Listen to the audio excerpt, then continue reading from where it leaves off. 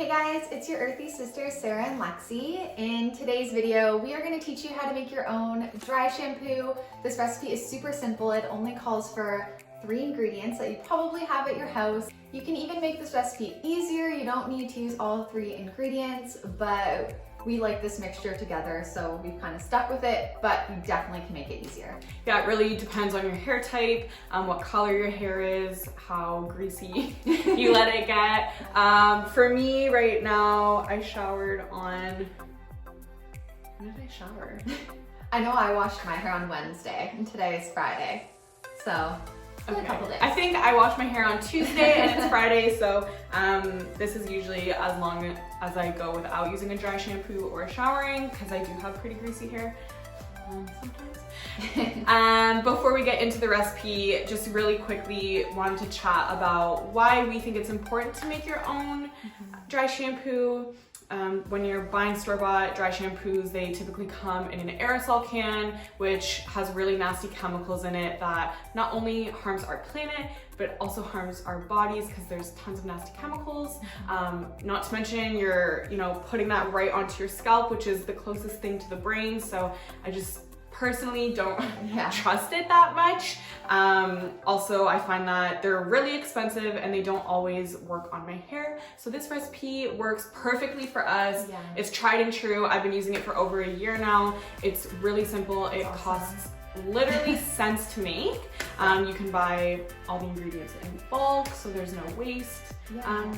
So for this recipe, it is arrowroot powder, cornstarch, and we use cocoa powder. So with the cocoa powder, this is kind of where you can use more or less. So depending on the color of your hair, if you have really dark hair, then you'd want to use more cocoa powder so you don't have stark white in your roots. But if you have really light hair, then you may want to skip out on the cocoa powder altogether. So you can kind of play around with it and see what works best for you.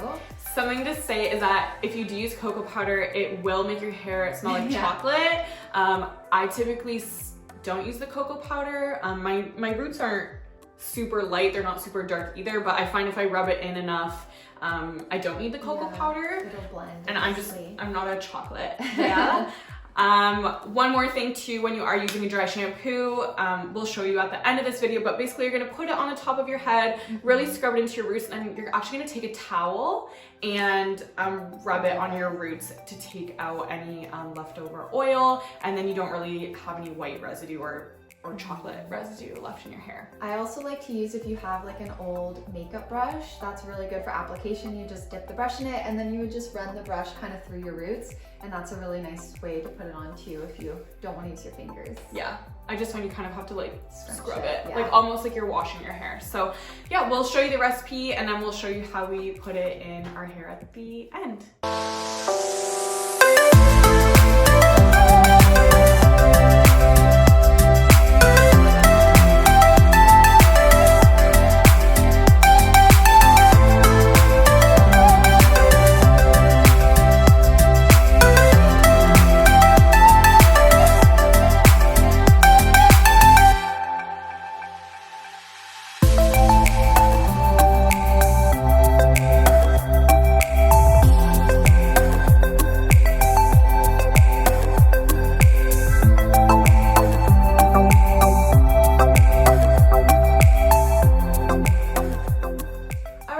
We hope you enjoyed this video and that you'll definitely give this recipe a try.